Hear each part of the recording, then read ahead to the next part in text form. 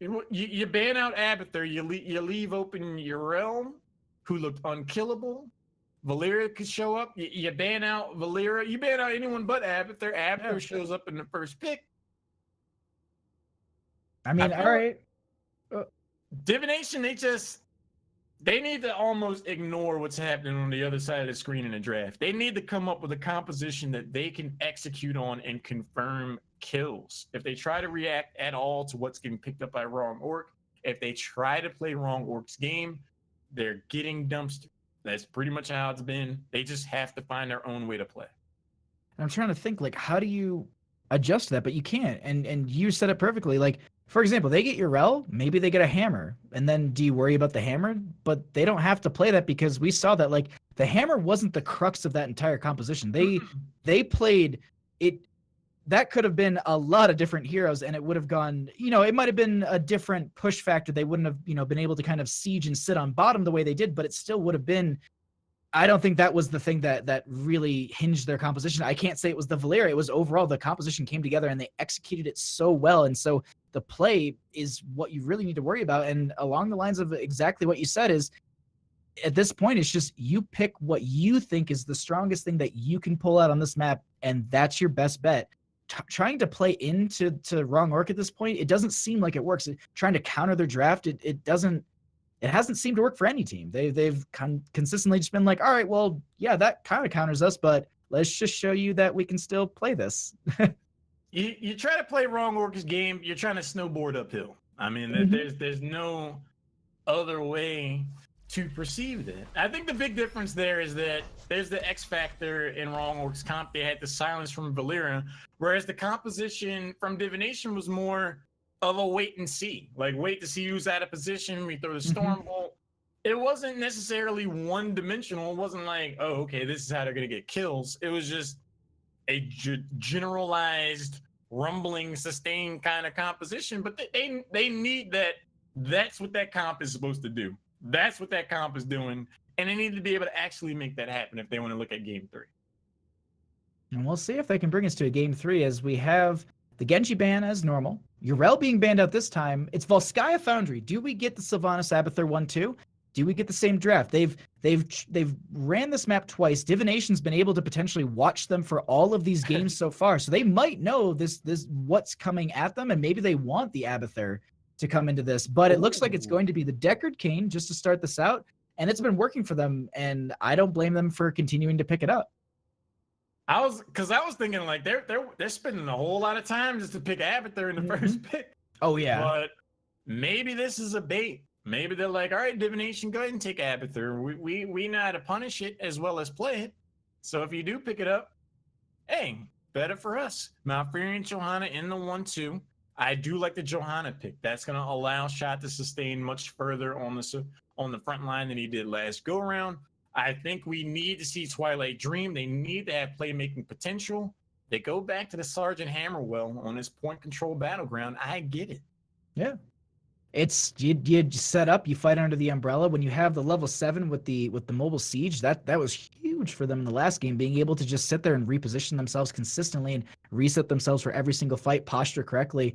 I love it. But ETC being banned out, they don't want to deal with the cow. No moo. But it looks like, oh, okay. I was like, all right, so do we consider the Chromie, because it's a standstill hero. It's once again, this is a map that I think Chromie does extremely well on, and Into the Hammer that would have been really strong, but they go ahead and they grab the Diablo and the Phoenix, that synergy of the Lightning Breath and Purification Salvo, as well as some lockdown from Malfurion and Joanna, some slow as well. So a lot of this composition starting to pair together very well for Divination. We'll have to see what these last two picks, though, are for the members of Ron. I'm probably going to take some flack in this for chat, but I'm going to tell you this. Divination, one of their best bets right now, or build Li Ming. For the reasons that you would take Chromie, you just hang back and you throw orbs nonstop on a point control map. Even if they have to dodge them, they're putting themselves out of position and not regarding the control point. And the Maev, I get it, but Sergeant Hammer has a self-cleanse. Garrosh is going to throw you around and taunt you before you can try to backflip. Garrosh even has a cleanse for his friends with Into the Fray. And then it's so, and then you've got Bunker 10, and so unless you plan on winning this map sub level 10, this is going to be a hard game for the members of Divination. Not saying that, you know, Wrong Orc has this in the bag by any means. What I mean at this point is that Wrong Orc got a very strong draft, and they have a very strong protect the hammer draft. You get too close, Garrosh throws you away. You get too close, Blaze stuns you, and then Hammer just leaves. Tychus has a disengage with a grenade. Deckard has a slow and a root. So it's a lot of stuff around the hammer, and it's a very, very strong composition. We're gonna have to see how they play it here on this map. Tell you, man, orb build Ming's the way. We're about to find out game number 2. On the left side, we have Wrong Orc Nespers playing Sergeant Hammer. Zergling's on Blaze. Notori's playing Deckard Cain. Zainhide will be looking to flip pancakes on Garrosh. And Talking Trees is melting faces with Titans. And on the right-hand side, we are going to be having Divination. They're going to see if they can take us into a game number 3, tie up the series on Volskaya Foundry. Noah on Maiev. Shot going to be on the Joanna. Big going to be on the Phoenix. Wolf on Malfurion. And Liam is going to be on the Diablo. Now, those paying attention would have noticed some pings and sprays put down by the side of Wrong Orc. No tomorrow sprays. A little bit of potential foreshadowing. The last time we saw something like that was what ultimately became HeroesHype Esports, dropping even in depth sprays. And we know that's true. Yeah, that's true.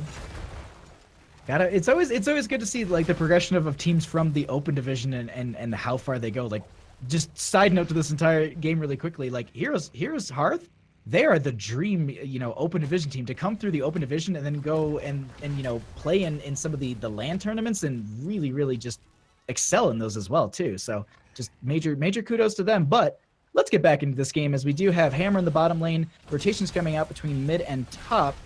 And at this point, seems like Wrong Orc has kind of set themselves up on this map. Blaze is going to be doing the majority of the clear as they go ahead and rotate, grab the camps, and prepare for the first objective that's going to be popping up in the next 2 minutes. Level 2 apiece. Yeah, solo lane Diablo dealing with Blaze. I actually don't think Diablo's too bad as a solo laner. He's serviceable. As long as it's not like a Yrel or something like that, he should be able to hold his own against Blaze enough to justify it during the objective phase. But Liam just holding the wave, making sure he doesn't have to stick his neck too far out there. Both teams, again, just kind of playing it by the numbers, understanding what's at stake. They don't want to try to extend themselves and put themselves out of position. And as you said, I mean, Diablo's got great clear. The souls will be stacking up fairly easily. We'll have these rotations between bottom and mid, actually, utilizing the conveyor belt for a little bit of a speed. Maybe they go and they engage onto this camp, as it looks like, yeah, they want to go ahead and steal away the support camp. They will get the Umbral Bind onto a couple members. Toss going to be going out onto the Maiev at this point. Noah separated from the team. Talking Trees trying to get some damage into there. Turret going to be going down as well. Zergling getting a little bit low here. Noah trying to get that last little bit of damage. Big is not going to get that final shot off, and that is going to be an even trade. No kills, but they do end up getting the camp on the side of Divination. That looks so good for Divination. They're showing that they can go toe-to-toe with Wrong Orc, that they can be aggressive, that they can look for a team fight and not lose any heroes and potentially be able to take some out themselves. I think if they focused their damage a little differently, that could have been first blood. But Blaze was able to get out of there. The other members of Wrong Orc were able to disengage. But that has to be brow-raising for Wrong Orc. They gotta watch when Maiev goes in for those pulls. That teleport forward into the Yank was really impactful to start the fight. I love that the setup that they've had so far for a lot of these fights. They're playing this really smart. They're not diving in too far, but as you said, a little bit of targeting would have got that Blaze kill. Not the biggest thing on earth. It would have just at least kind of, you know, slowed them down a bit here. But almost simultaneous camps being picked up on the two sides that will be pressuring the top. They're just gonna let those crash, as it looks like all the teams are gonna be rotating into this mid for point A. And Halorin, I think we're gonna get a nice big battle. It's going to give us a lot of insight to how the rest of this game could go. Noah jumps in behind the Zainhide, gets thrown by Garrosh Mew afterwards. Johanna gets out of there thanks to the Iron Skin. There's the overpower. Unstoppable or not, Zainhide's getting body blocked, not to death. He's able to actually wrap himself around the corner to escape. When you're that deep into the enemy team and you escape, it's a lack of focus or a lack of burst damage. Gotta say that Nintori just getting those potions out perfectly into Zainhide, making sure that they stay alive in that little engagement. Umbral Bind going to be coming out once again. They want to try and take this fight and get a kill here. We just have a nice big root coming out. Blaze will be jumping in as well to get the stun. No kills just yet. They continue to hold over this point. Channel hasn't started just yet, as Zanehyde will be stepping right back on it. They go ahead and continue to contest it, and this is fairly in favor for the members of Divination, at least on the control of this. Top lane really quickly, just noting that the camp has ended in favor, so the camp is pushing in favor for the members of Divination in that top lane. Zanehyde not going to get pulled in by the Umbral Bind, but this back and forth Halorin means that they are going to be getting the charge in favor for Divination. Right now, we see both teams looking to get level 7 almost at the same time, thanks to the split from Sergeant Hammer, who went down towards the bottom portion of the map. But we see Wrong Orc back off. They're like, all right, let them charge it up. As long as you get on there before 99, it's fine. Let's get level 7. Let's get this turret. Let's go for the re-engage. We've had whoever needed to get mana, hark back. We're looking for the remix of this engagement. Liam, Blaze, up top. They're going to rotate back in. They're looking to scrap. 73% on this point. They need to start contesting this now, at least stop the charge, but Shot does not want to allow that to happen on that Joanna. Getting tossed out of there, getting the stun, trying to just maneuver them off. Unstoppable going to be used as well, so they don't have that Iron Skin anymore. That is going to be Noah taking a bit of damage here, but they go ahead and they deny the Triglav Protector just yet, but they're sitting at 99%. So they can just kind of take this, take this a little bit slow. They can regain some health here, get a little bit of mana back. It looks like Malfurion went back for that. They'll come back and engage on this before this hits 100%. Maybe even utilizing another support camp if they can.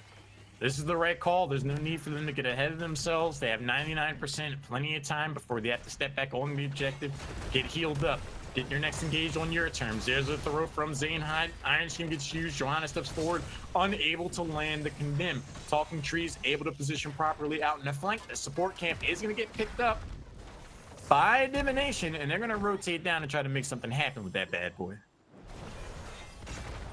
Well, at this point, they have to go in now or never if they actually want to take this. So they are going to be moving in. They have 2 support available for them. A ton of damage going to be going out. No one dying just yet. Just the Umbral Bind pulling a couple members in. Some roots going to be coming out from the Decker Cane. Hammer trying to poke in as best as they can. Zanehyde taking quite a bit here. It looks like they might be able to rotate out. And No going to get repositioned by the Diablo once again. Talking Tree so low here. The overtime is for both teams 99%, and it looks like the members of Wrong are going to have to give this over. Too much healing coming out from the members of Divination, and that will be the first Triglav going over to Divination. Very impressive. Both of these teams' ability to drag the team fight out for as long as it did. Zanehyde able to sustain with that armor and support from Nintori, also impressive. Garrosh was taking an absolute beating, refused to go down. No takedowns just yet. They do have to back away though, so Divination do enjoy the luxuries of the first Triglav Protector of the game. Cheeky play there. They almost turned around and got that root on a Zanehyde. And I gotta say, just really quickly, as we get this pressure into the top lane, Garrosh is already taking 21,000 hero damage. just bodying damage. Diablo, 24,000. So these brawls are like, these teams want to get the kills. They are trying so hard, but at the same time, they're not overextended for things they don't need. I really like the play just to get the Triglav close enough to steal that well away. They didn't get the front gate, but they prepared themselves for the next Triglav Protector area and not allowing them to have that area just to go back and get self-healing as well as mana. I think they got what they came for. They needed to take that well away, take that sustain option over the next objective. Right now, we're seeing a very evenly matched game. So every advantage you can afford yourself, the better. The backflip saves himself from a throw taunt combination, which could have spelled curtains. Noah's able to escape. They're able to get out. It's 0-0. These teams are playing so safe. Divination doesn't want to extend too far and give any sort of snowball or map pressure or any sort of just advantage to the members of Wrong Orc here, and I like that. I'm glad they're kind of turtling up, but still playing aggressive. They're still pushing in, still trying to take fights. We actually see a rotation coming out at this point. They're going to try and get onto this camp. They won't be there in time, but at least just kind of checking in and just really stepping up to them, completely even on levels as well. I just want to note that too. Looking at the heroics, Lightning Breath, not surprised there. It is Tranquility, so no Twilight Dream. Purification Salvo. I thought we might potentially see the Planet Cracker with the Warden's Cage Bounty Castle. Not to be this go-around. That could be the difference maker, though, between someone getting away or not. That Purification Salvo. Looks like we have a bit of a siege rush going here towards the mid. Nesper's hanging out uncontested for the moment in siege mode. Gets a good amount of, gets a little bit of chip damage before he backs away. And I like the way that you said it, is sitting in the backline at the edge of their circle, just hitting that towers while the rest of the team is just up front bodying all damage that could have come out. So, for example, if you maybe went a Li Ming with an orb build, you could have snuck around and, you know, thrown a couple orbs into the hammer at that point. But either way, we do have the support camp going to be picked up by the members of Divination. I don't think they're going to be able to, they're not going to contest this on the side of Wrong Orc. And yeah, they're going to go ahead and get another healing totem. Going to try and get a reposition on a shot, but it won't be happening anytime soon.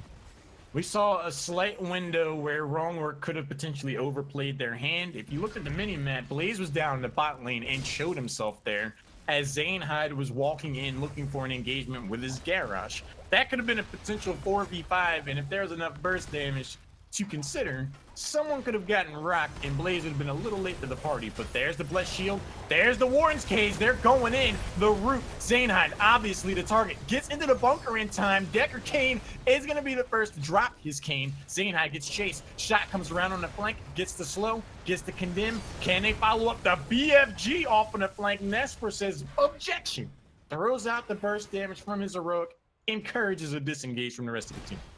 The blunt force gun doing so much damage to those clumped up members there, and it got to the point where I think that came through, and they were just like, it's disengaged. Yeah, we cannot do this anymore. So I like that from Nesper though. That might be, you know, signs from the future of how some of these battles might go. I mean, if they do clump up like that, look for the blunt force gun to do so much damage like that. That was actually one of the reasons I talked to so many people. I was like, why don't people just take Napalm Strike? It is the lowest cooldown heroic in the game, if I'm not mistaken. And they're just like, but the burst from BFG is worth it when you get teams that clump up like that. And that's exactly the situation you wanted. Then again, also, the 20 upgrade is so good for sieging and just continually poking at teams and just causing them to just needing to reposition and come back to this. Zanehyde is just getting thrown all over the place. The body block coming out from shot. Zanehyde might not be able to get out of this as there is the root coming through. There is the unstoppable use. The taunt's going to be used as well. 50 health. Going to get healing out, but that will be also the Blessed Shield coming out. The charge in onto Garrosh, not even allowing them into the bunker. Oh boy, Zerglin going to have to pop the pyro here and actually going to be going right back in. They try and get onto shot, but it won't be happening anytime soon. And Talking Trees in a bad spot here, gonna get body blocked. There is no way out for that Tychus, and that will be another kill going over to Divination. No running, no gunning, just getting detonated in that corner. The body blocks from this double warrior composition is really starting to show itself and pay off for Divination. Liam knows he's wrong for that shadow charge to stop Garrosh from getting into that bunker. That was hilarious. 53% and rising for Wrong Orc as Liam steps onto the control point. They want to help themselves to that second protector. Tychus is going to be up in 5 seconds. Both teams have their level 13 talents. Nesper just hanging out in siege mode. We're seeing Divination. They're starting to feel real confident.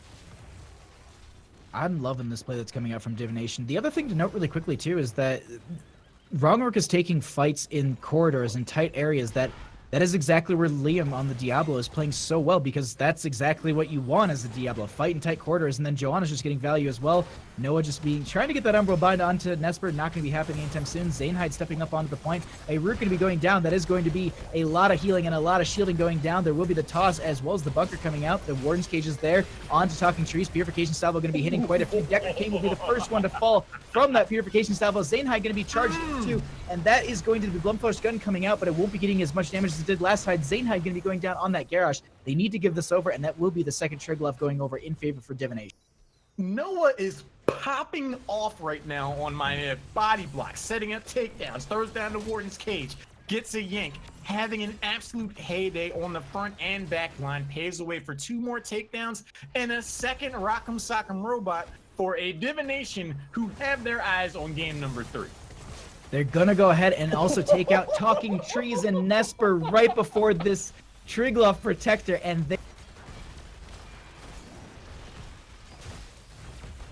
head and they take out the top fort. I wouldn't be too surprised if they just push onto this, they take out the sidewall, and they just get to keep early game here, because having that catapult pressure is huge on a map like this. Yeah, if they rush, they can come away with this keep for sure. Tychus and Sergeant Hammer still waiting to respawn. It looks like Tychus is using an actual water gun with how much damage he is not putting out in these team fights. Level 16 Enjoy, 17 and a half. 16 around the corner for Wrong Orc, who are now dealing with catapults in the top lane for the rest of this match. Nicely done by Divination to adapt, to come up with this double warrior front line and do absolute work. They keep putting themselves in the best positions just to not allow the body blocking. You keep saying it, and I only have to just kind of keep noting on it as well. The body blocking coming out from the members of Divination here has been superb, and just also getting these fights in these tight quarters is really netting them a ton. Triglav Protector sitting at 50% health, has another 14 seconds left. They can continue to siege on this. The other thing to note is that the next Protector will be in the bottom lane, so the more they open this up, that is the more it's just extremely beneficial for them. It looks like they're going to dive in at the last second here, get a little bit more damage. Triglav Protector going to be ending at this time. They back right out, but that will be the taunt used on a couple members. The Blunt Force going to be going out as well. Malfearon's so low, going to be the first one to fall. The Bunker's out as well. Everyone's still alive. Blaze going to be charging out. Shot going to be stalled for a second. They're going to be going ahead and getting the Condemned. That will be the healing totem going out. Shot going to be falling, trying to at least pull the enemy away. But this means that Wrong Orc is going to get a lot of free push. This was the team fight that Wrong Orc was looking for. This is the team fight that Divination gave them. They actually walked back towards the bottom fort wall with the Triglav Protector before it gets taken down. And that positioning allowed Wrong Orc to go in there and do exactly what they did. That blunt force gun pegging Malfearon in the face. That ice block came out afterwards, but the writing was already on the wall. That gave an avenue for Wrong Orc to climb their way back into this game. Even though they're dealing with catapults, they've showed that they can bear fangs and they can get 2 takedowns, albeit 15 minutes into this game. I do like the play that they just did right there, going ahead and grabbing their camp for the top lane while they have the availability of having their top fort and their mid fort to protect them. There wasn't a hard rotation that was going to be coming out anytime soon, so they take that off the table, at least give the Blaze something to deal with while they go ahead and wait for everyone to be back up. Joanna just came back themselves, so they have that ability to just actually team fight at this point. 18 to 19. So we're seeing a closure in the gap of an experience, but it still is a level difference between these two. And the members of Wrong Orc need to approach this next fight either sooner than later, because of the fact that once 20 hits, this is going to be a lot harder of a map for them. You can really start to appreciate how much of a lead Divination has been able to have over the course of this game. You lose 2 heroes at that point. They have to wait that long to respawn. And what have they lost out of it? They haven't really lost structures. They haven't really lost too much of a footing. They still have half a level lead. They stand to get to level 20 first before Wrong Orc does. So their early success has given them some cushion to deal with those 2 heroes that they lost now in that last team fight. But they're already back to business. They're already back to firing on all cylinders. They can get to level 20, and it's going to be tough for Wrong Orc to do anything about it. Should Divination get aggressive once they get their Storm tier talents? It looks like they go ahead. They want to push into this top lane, open this up, grab this fort. That is going to be a chunk of experience for them. Pushes them into 19, but nowhere close to 20 like we're seeing on the side of Divination. Not saying that it's 20 and you win, but it definitely means that Wrong Orc is going to need to at least turtle up and play it a little bit safe. They don't want to get caught out, especially with the next Triglav Protector going to be popping up in the next 27 seconds. A death at this point is somewhere around the 60-second mark, so they're really going to be hurting if they lose a member on either side. What's tough is the top lane is pushed out very far. It'd be somewhat daring to go in there and try to soak that. The middle lane's pushed to about the midway. Bottom fort is going to get softened up while this Storm tier talent advantage is had. And Tori, Zaneheit, and Esper, he's going to go ahead and siege up, walk forward, could potentially get jumped on. Talking Trees wants to get involved. Still without their level 20, they're daring to hang around here. 1 blessed shield is all it's going to take. The Unstoppable in a nick of time after the shadow charge. If Nesper got flipped over there, that could have been awful for Wrong Orc. I saw this shadow charge go in and I'm like, this is exactly what you don't want. But Blaze at the same time, seeing all these members down here, says, all right, well, I'll go soak top. They've got to charge that up, so I've got some time. So at least getting this camp to pressure the top lane. Also, that really deals with the, the pressure from those catapults. So I really like that right there. But we do currently have 20s for both teams. Everyone's heroics are off cooldowns. This is I wouldn't say this is the fight, but this is one of the big ones where Unstoppable already going to be used on Joanna. That Iron Skin going to make sure that they get out. They don't want to lose anyone here just yet. Talking Tree's getting a little bit low. Purification Salvo going to be coming out. The Sleep comes out from the Decker Cane. Purification Salvo used. Not going to get any kills, but definitely taking people down in health. They're going to have to back off, get some potions from Decker Cane, but they got to step up soon, Halorin. No Purification Salvo, no stay a while and listen. Nesper's gonna siege up, Shadow Charge goes in, there's the bunker. Warden's Cage is gonna potentially lock 2 members, a few even, on the side of Wrong Orc. A low health bar, Diablo is gonna get taken down. He has 100 souls. He'll be right back after these messages. Nesper leads the charge, hits the rocket boosters, wants to step forward. Shot is like, excuse me, I left my stove on. I'm just trying to get back towards my bottom keep wall, if you don't mind, is able to successfully do that. They're going to wait for a much squishier Diablo to come back before they look for round 2. We have Zanehead currently just sitting on the point, making sure that they get the charge into that while the rest of the team does siege up with us. And this is the thing that this is what I mentioned about Tychus, Commandeer Odin in sieging and anti-sieging. Right here you can see just pushing them back, utilizing that as kind of a zoning tool while Garrosh stands on the point. You have Nesper pushing up the lane, also making sure that they are kind of staying pushed back and utilizing this conveyor belt with the mines there, so they also get vision, seeing this rotation for this long flank that they're going to take. You can already see the danger pings coming out. Talking They're trees? not throwing the blessed shield on talking. Like, Tychus was just standing there. What? Like, he was AFK. They could have thrown a blessed shield and nuked Tychus before Decker Kane came up and did anything about it. That move could be what defines this game. A 2-person taunt goes in tranquility. We got Indestructible, keeping Johanna alive. Maya unable to say the same, ultimately goes down afterwards. Bunker is going to get all kinds of value. Shadow charts. Liam goes for the overpowered. 3 heroes from Wrong Orc are going to descend on Diablo, and without 100 souls, he's taking that full ride back to the base. And as the Triglaw Protector gets picked up, that could be the end of the game. Third Triglaw Protector, 3 deaths. Do we consider Big to be falling low here? Talking Trees just getting out of that purification salvo. That could have spelled the death for them. As Zergling getting a little bit low here. Wolf has got some heals for Big, but they get the dive in. That's a double stun. That means that the Phoenix will be falling here. They follow up onto Wolf. Meanwhile, the Triglaw Protector in the bottom lane is pushing that up. So they've taken out another member, staggered to death. They have 4 dead. The keep is slowly going down. You can already see them positioning on the other side of the keep. They let Hammer go ahead and just get on this, and they push the Triglaw Protector up, and they say, we want to take game number 2. We want to 2-0 this series, and we want to make it into the semifinals for tomorrow's games. That jet propulsion hurt me when it connected. Good Lord. With the shield getting taken down and this robot rocking and rolling, the core's going to lose some damage, but it is all she wrote.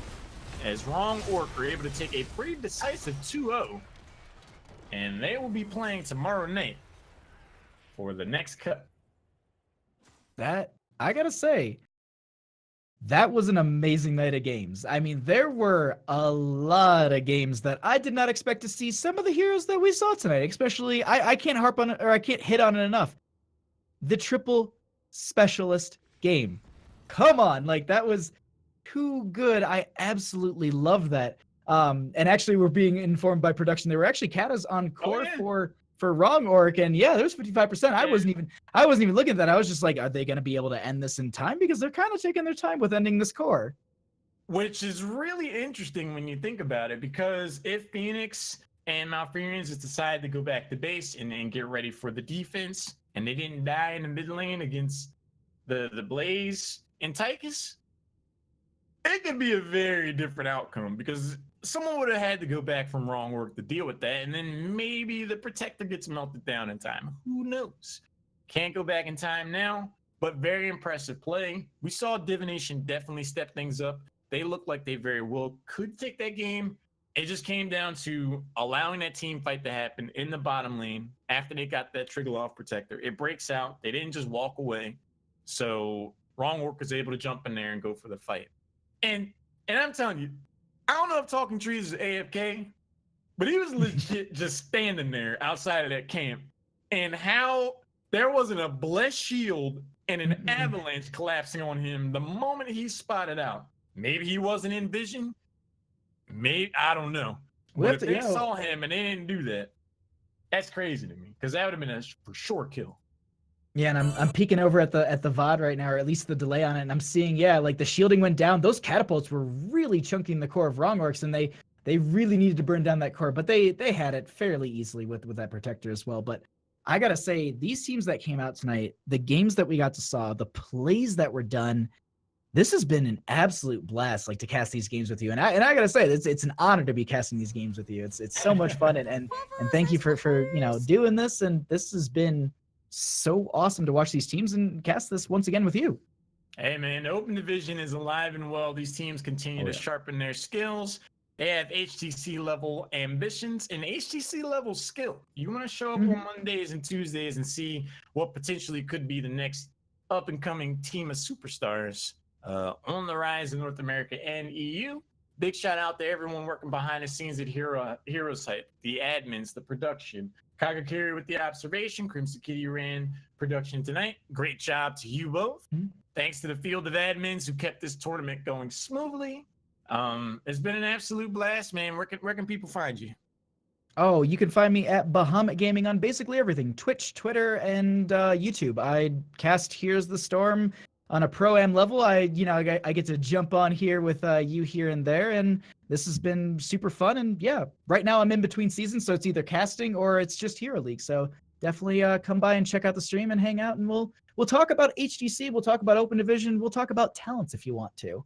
Hey, find me on twitch.tv/Halorin. I'm on Twitter at _Lauren. I stream and cast and hang out, press buttons.